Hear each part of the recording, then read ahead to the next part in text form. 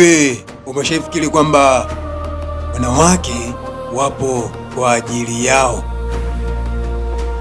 Wanapoingia kwenye mahusiano hawaingii kama ambavyo unaingia wewe mwanaume, unaingia wewe vile ambavyo unaingia wewe.